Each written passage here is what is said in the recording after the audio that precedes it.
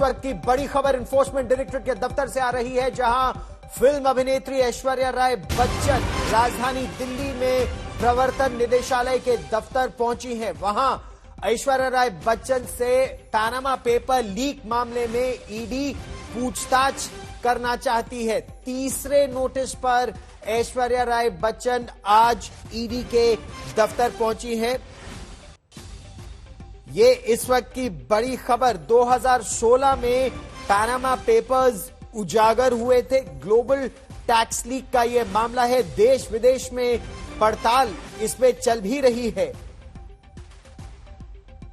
ED 2016 से ही इस मामले की जांच कर रहा है। 2016 के बाद नोटिस भेजा गया था ऐश्वर्या राय बच्चन को कि वो इस मामले में जांच का सहयोग दे, और आरोप जो इस समय लग रहा है वो कई लोगों पर देश भर में है। आरोप ये कि टैक्स हेवन्स में पैसा जमाया कराया गया था। 11.4 मिलियन पेजेस जब ये डॉक्यूमेंट उजागर हुए तब यह मामला खुला। इस समय तंसीम हैदर मेरे सहयोगी हमारे साथ ज्यादा जानकारी के साथ जुड़ रहे हैं। तंसीम, किस तरह की पूछताछ हो रही है? 2 बार पहले भी ऐश्वर्या राय बच्चन को नोटिस भेजा गया था जांच में जुड़ने के लिए। जी गौरव, क्योंकि 2 बार पहले भी समन भेजा जा चुका है। ये 9/11/2021 अंडर सेक्शन 37 फेमा के तहत जो है समन किया गया था, और इनको आज उम्मीद थी कि वो पूछताछ में शामिल होंगी, और जैसा कि वो पूछताछ में शामिल हुई हैं ऐश्वर्या राय बच्चन और उनसे पूछताछ की जा रही है। जाहिर सी बात है कि बहुत से सवालात हैं ईडी के पास इस पूरे मामले को लेकर, और उनसे क्योंकि इस मामले में ईडी बहुत इन डेप्थ इन्वेस्टिगेशन कर रही है, तो अभी भी पूछताछ चल रही है उनसे, और करीब 2 घंटे हो चुके हैं उनको आए हुए। तो ये जामनगर हाउस जो इनका ईडी का दफ्तर है वहां उनसे लगातार पूछताछ की जा रही है, और जाहिर सी बात है पूछताछ के जो डिटेल्स है वो बहुत जल्दी सामने आएंगे, क्योंकि अभी उनकी इस पूछताछ को 1.5-2 घंटे का समय ही हुआ है। तो इस ईमेल के जरिए इन्हें समन भेजे गए थे, और 2 समन पहले भी भेजे जा चुके हैं। तो जाहिर है कि इसमें लंबी पूछताछ चलेगी ऐसा माना जा रहा है, और अभी भी पूछताछ जारी है। ठीक, रहिए मेरे साथ तंजीम, आपसे चर्चा जारी रखेंगे। दिव्येश सिंह मुंबई में प्रवर्तन निदेशालय से हमारे साथ ज्यादा जानकारी के साथ जुड़ रहे हैं। ये जो मामला है दिव्येश, ये केवल ऐश्वर्या राय बच्चन तक सीमित नहीं है।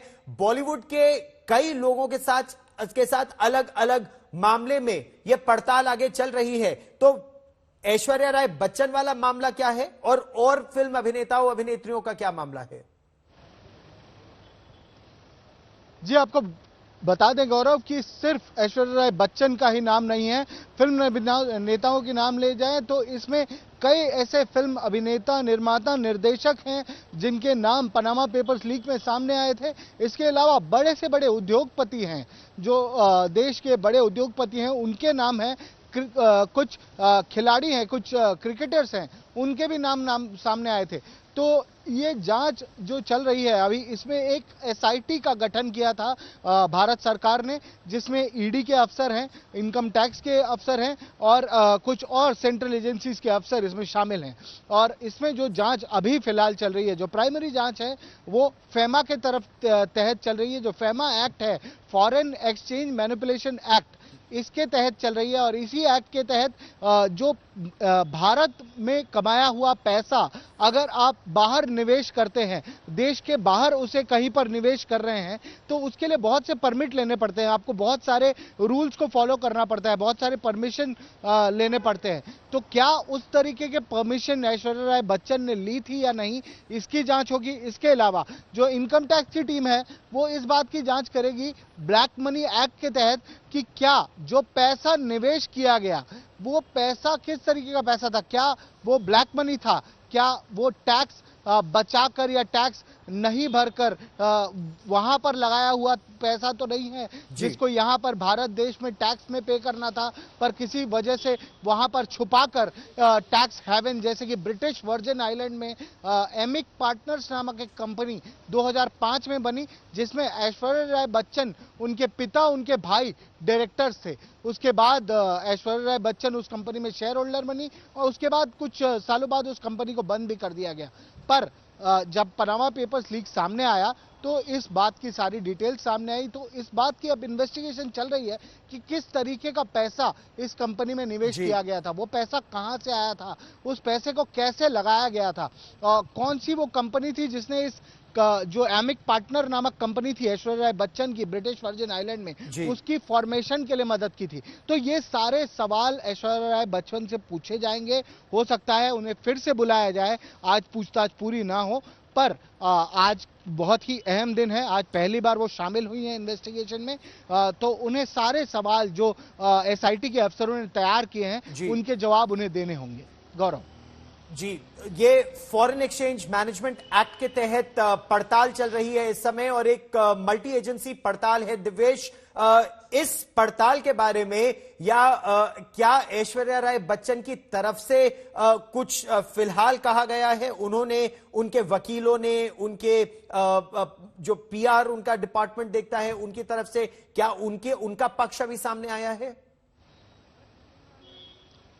जी नहीं गौरव, अभी तक कोई अधिकृत तौर पे ऐश्वर्या राय बच्चन या उनके पीआर टीम की तरफ से कोई भी किसी भी तरीके का स्टेटमेंट या परिवार की तरफ से भी अभी तक किसी तरीके का स्टेटमेंट नहीं आया है। पर इसके ऊपर पॉलिटिक्स जरूर शुरू हो गई है, आरोप प्रत्यारोप शुरू हो चुके हैं। कुछ पॉलिटिशियंस इसमें आरोप प्रत्यारोप कर रहे हैं, जो हमने देखा अभी थोड़ी देर पहले भी संसद के बाहर कुछ सीनियर पॉलिटिशियंस ने कुछ आरोप भी लगाए थे। पर अभी तक अधिकृत तौर पर ऐश्वर्या राय बच्चन, उनके परिवार या उनकी पीआर टीम से किसी भी तरीके का कोई स्टेटमेंट नहीं आया है। और इसी बीच ये जो आप राजनीति की बात कर रहे हैं ये भी बहुत दिलचस्प है, क्योंकि विपक्ष सरकार पर आरोप लगा रहा है कि जब भी सरकार कहीं घिरती है तो सीधे बॉलीवुड की ओर निशाना करती है और सरकार लगातार बॉलीवुड को या बॉलीवुड के बड़ी हस्तियों को चाहे इन्फोर्समेंट डायरेक्टरेट हो या इनकम टैक्स डिपार्टमेंट हो, उनसे दबाने का प्रयास कर रही है। तो क्या प्रवर्तन निदेशालय ने इस पर अपनी सफाई दी है? जी गौरव, प्रवर्तन निदेशालय की तरफ से ऐसी कोई भी सफाई अभी तक तो नहीं आई है। वो यूजुअली जो सेंट्रल एजेंसीज हैं वो इन सब बातों से दूर ही रहते हैं और इस पर टिप्पणी करना वो नहीं चाहते कि जो भी राजनीति हो रही है, आरोप प्रत्यारोप हो रहे हैं, उससे वो दूर रहना चाहते हैं और अफसर इस पर कभी भी किसी भी तरीके की टिप्पणी नहीं देते। तो इस बार भी अभी तक ऐसी कोई टिप्पणी एजेंसी की तरफ से तो नहीं आई है। और यहां केवल ऐश्वर्या राय बच्चन का नाम ही नहीं है, क्या प्रवर्तन निदेशालय ने बॉलीवुड से जुड़े जो और अभिनेता हैं, जो और निर्माता निर्देशक हैं, उनसे भी क्या पूछताछ की है? उनको भी समन्स भेजे हैं? क्या उन्होंने जांच के साथ कोऑपरेट किया है? और जो और हस्तियों के नाम आ रहे हैं, जांच किस दिशा में आगे बढ़ रही है? जी बहुत ही अहम सवाल है ये जो गौरव आपने उठाया कि और जो लोग हैं उनका किस तरीके से इन्वेस्टिगेशन हो रहा है, उनका वो सहयोग कर रहे हैं। तो आपको बता दें कि ये जो पूरा मामला है पनामा पेपर्स लीक, इसमें सिर्फ उद्योगपति, फिल्म निर्माता, फिल्म अभिनेता ही और बड़े खिलाड़ी ही शामिल नहीं हैं, इसमें अंडरवर्ल्ड डॉन भी शामिल हैं। इसमें इकबाल मिर्ची, जो लेट इकबाल मिर्ची हैं, जिनकी मृत्यु हो चुकी है, उन पर ईडी की एक केस भी चल रही है, उनका भी नाम है, उनकी भी कंपनियां थी जो पनामा पेपर्स लीक के द्वारा सामने आई हैं। तो एक तरीके से अब देखा जाए तो अंडरवर्ल्ड के लोग, उद्योगपति, फिल्म निर्माता, फिल्म निर्देशक, फिल्म अभिनेता और जो खिलाड़ी हैं, सारे ही लोग इन सारे टैक्स हेवन्स में इन्वेस्टमेंट कर रहे थे। तो अभी ये लग रहा है कि एजेंसी जो एसआईटी का गठन हुआ है वो धीरे धीरे इसमें इन्वेस्टिगेशन शुरू कर चुकी है। अभिषेक बच्चन का स्टेटमेंट, जो हमारे सूत्र बता रहे हैं कि उनका स्टेटमेंट हो चुका है इस मामले में, हो सकता है उन्हें फिर से बुलाया जाए, पर उनका स्टेटमेंट हो चुका है। ऐश्वर्या राय बच्चन आज पहली बार शामिल हुई हैं और अन्य जो लोग हैं जिनके नाम सामने आए हैं, तो एक बार इन्वेस्टिगेशन अब शुरू हो गई है तो उन सारे ही लोगों से पूछताछ होगी, उन सारे ही लोगों से इन्वेस्टिगेशन होगी, उन सारे ही लोगों से उनका स्टेटमेंट एजेंसी रिकॉर्ड करेगी। ठीक गौरव, ये जो मल्टी एजेंसी इन्वेस्टिगेशन है इस मामले में, एक इन्फोर्समेंट डायरेक्टरेट है, एक इसमें इनकम टैक्स डिपार्टमेंट है, और सोर्स ऑफ इनकम क्या था, ये कंपनी क्यों 2005 में ब्रिटिश वर्जिन आइलैंड्स में आई थी। पहले आप ऐश्वर्या राय बच्चन के बारे में कहा जा रहा है कि पहले वो निदेशक थी, बाद में शेयर होल्डर बनी, फिर 2008 में कंपनी वाइंड अप भी हो गई थी। उस सीक्वेंस ऑफ इवेंट्स और मनी फ्लो के बारे में अभी तक क्या जानकारी मिल पाई है?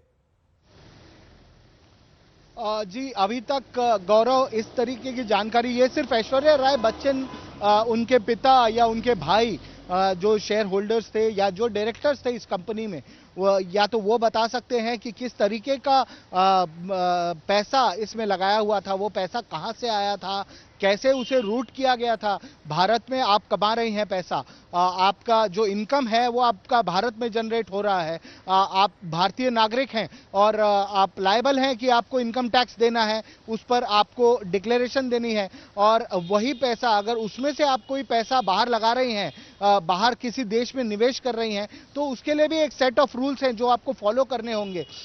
तो क्या उन रूल्स को फॉलो किया गया? क्या उन सारे परमिट्स को लिया गया जब आप इन्वेस्टमेंट कर रहे थे? अगर आपने नहीं किया तो ये पैसा जो आपके नाम पर लगा, ये जो कंपनी फॉर्म हुई एमिक पार्टनर्स नाम की, इस कंपनी को किसने बनाया? इस कंपनी में पैसा जो $50,000 लगा वो कहां से आया? वो किसने इन्वेस्ट किया? तो ये सारे सवाल अब ऐश्वर्या राय बच्चन को जवाब देने हैं, उन्हें इन सारे सवालों के जवाब देने होंगे। हो सकता है उनके भाई, उनके पिता से भी पूछताछ की जाए और सारे लोगों को ये क्लियर करना पड़ेगा कि किस तरीके से पैसा रूट किया गया है। जैसा कि आपने सवाल उठाया कि पैसा कहां से आया और दिवेश रहिए मेरे साथ, श्रेया चैटर्जी भी हमारे साथ जुड़ रही हैं, प्रवर्तन निदेशालय से लगातार इस बड़ी खबर पर नजर बनाए हुए हैं। श्रेया, किस तरह के प्रश्न है जो प्रवर्तन निदेशालय ऐश्वर्या राय बच्चन से जानना चाहता है, और क्या इस बारे में सफाई है कि ये तीसरी बार उन्हें क्यों बुलाना पड़ा, पहले 2 बार क्या हुआ था? देखिए, पहले 2 बार जब ऐश्वर्या राय बच्चन को एनफोर्समेंट डायरेक्ट के तहत नोटिस मिला तो वो यहाँ पे आई नहीं है, और इस बार जब वो अपीयर कर रही है, सवालात जो ईडी करेंगे वो 2005 में जो एमिक पार्टनर्स नाम की कंपनी के तहत उनका एक फ्लोट किया गया था $50,000 की कैपिटल के साथ, जहां पे पहले उनको डायरेक्टर के तौर पे दिखाया गया था अपने परिवार के साथ, और उसके बाद उनकी नाम को शेयर होल्डर्स में क्यों बदला गया और बड़ी कॉन्फिडेंशियलिटी मेंटेन करते हुए 2008 में ये कंपनी बंद हो गई। तो ये तमाम जो सवाल है ये कहीं ना कहीं आज ऐश्वर्या बच्चन को फेस करना पड़ेगा, और ईडी का अगर हम थोड़ा क्लैरिटी दे तो वो फेमा के तहत इन्वेस्टिगेशन कर रही हैं, तो वो जो रूट कैसे पैसा बाहर कंट्री से ट्रांसफर हुआ, क्या वो जो नॉर्म्स है तमाम वो फॉलो किए गए हैं, क्योंकि फॉरेन ट्रांसफर के तहत देयर आर कुछ रूल्स है जिसको फॉलो करना बहुत ही जरूरी है। तो इसको लेके हमारे पास जो खबर है ये भी कि एनफोर्समेंट डायरेक्टर के पास कहीं ना कहीं कुछ दस्तावेज भी है जिसमें उनके पास एविडेंस है, तो उस एविडेंस को लेके भी कहीं ना कहीं ऐश्वर्या बच्चन को आज जवाब देना पड़ेगा। लेकिन इंपॉर्टेंट क्वेश्चन इसी पे होगा कि कैसे वो कंपनी बनी, जो कि एमिक पार्टनर्स नाम की कंपनी थी 2005 में, जिसमें वो और उनके तमाम परिवार के लोग एक डायरेक्टर के नाम पे जुड़े। उत्तर प्रदेश में चुनावी वार तेज हो गया है। छापेमारी की लड़ाई खत्म नहीं हुई थी कि अब फोन टैपिंग पर आ गई है बात। अखिलेश यादव के 4 करीबियों पर शनिवार को शुरू हुए आयकर के छापे पड़े तो ये रविवार तक चलते रहे। उधर छापेमारी हो रही थी और इधर जुबानी जंग और तेज हो रही थी।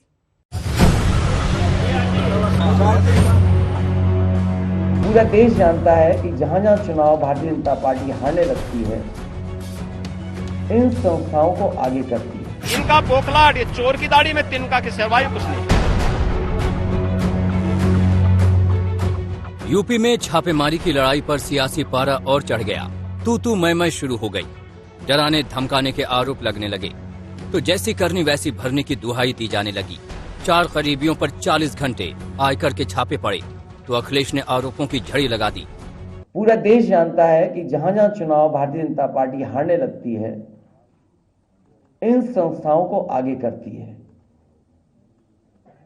जहां तक ईडी, सीबीआई या अपने कागजों को दिखाने का काम, हमें बहुत पुराना अनुभव है और इसलिए अनुभव है कि भारतीय जनता पार्टी भी कांग्रेस के रास्ते पर जा रही है।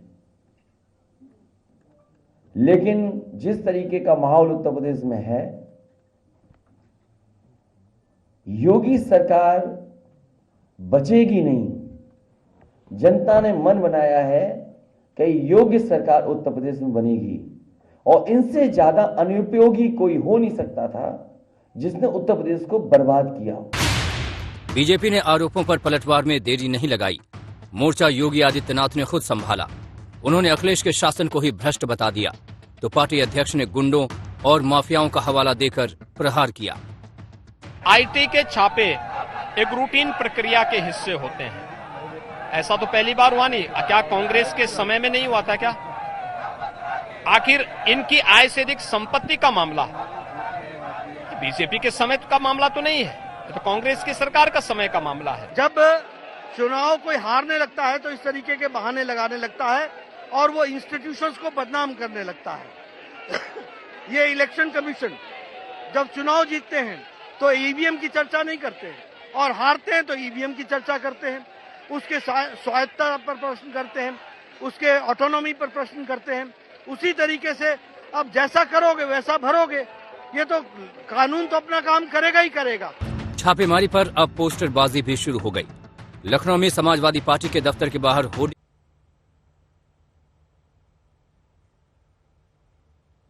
और हम आपको सीधे लिए चलते हैं। राज्यसभा स्वास्थ्य मंत्री मनसुख मंडाविया बोल रहे हैं। लोगों के सामने उंगली सीनते हैं, ये हमें पता भी नहीं रहता है, क्योंकि मैंने तो तय किया है और मैं तो रिकॉर्ड लेके घूमता हूँ कि ऐसी स्थिति में कोई कहे कि वेंटिलेटर चलता नहीं है, तो मैंने तय किया कि भाई वेंटिलेटर जिस स्टेट को दिया गया हम देते हैं स्टेट को, स्टेट देते हैं हॉस्पिटल को और उनकी हॉस्पिटल प्रमाण पत्र देती है।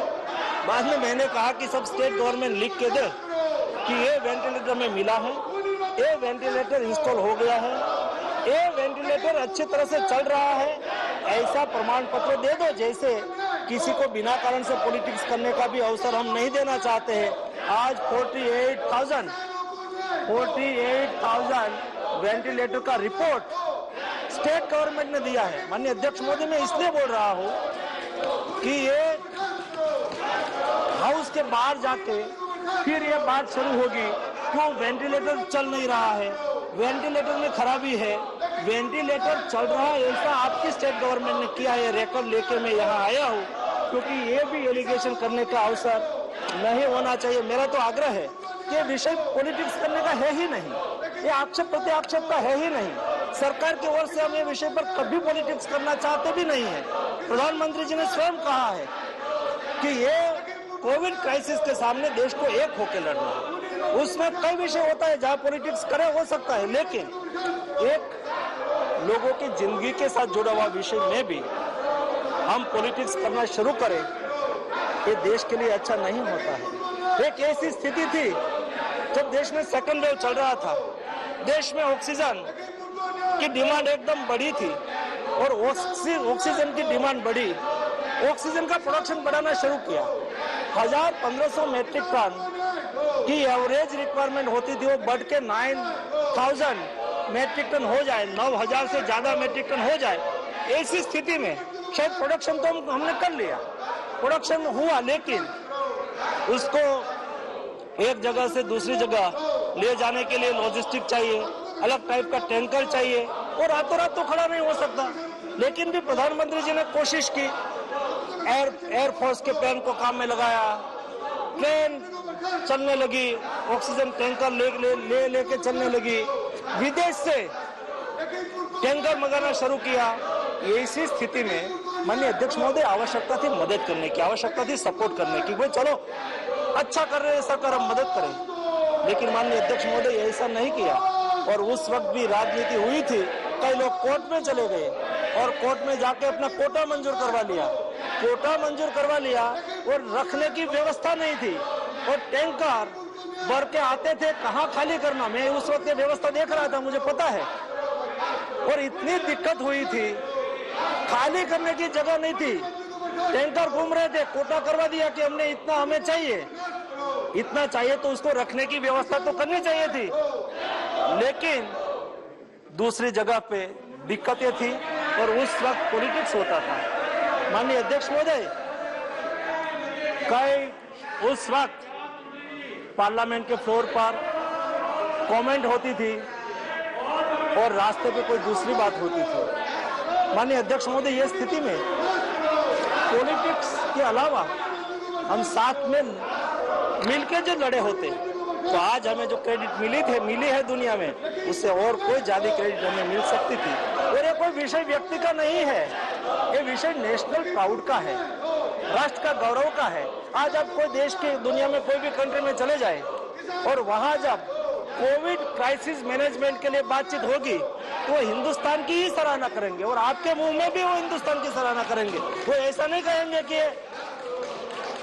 ये सरकार भाजपा वालों ने किया, भारत ने करके दिखाया, यही बात होनी है। और इसलिए ऐसी स्थिति में हम सब लोगों को साथ में मिलकर ही हमें उसका सामना करना होता है। माननीय अध्यक्ष महोदय, जब ओमिक्रॉन की बात आ रही है तब देश में जो मैंने बताया, यहाँ आज 161 केस रिपोर्टेड हुए हैं और ये केस अलग अलग स्टेट में अलग अलग है। राजस्थान में है, गुजरात में है, महाराष्ट्र में है, कर्नाटका में है, उत्तर प्रदेश में है, दिल्ली में है, चंडीगढ़ में है, सभी जगह पे आज कोविड केस रिपोर्टेड हुए हैं। और ये कोविड केस रिपोर्ट करने के लिए और ज़्यादा टेस्टिंग करने के लिए, जीनोम सीक्वेंसेस बढ़ाने के लिए 38 लैब आज काम कर रही है। पर मंथ 30,000 जीनोम सीक्वेंसेस की कैपेसिटी आज देश ने हासिल कर ली है।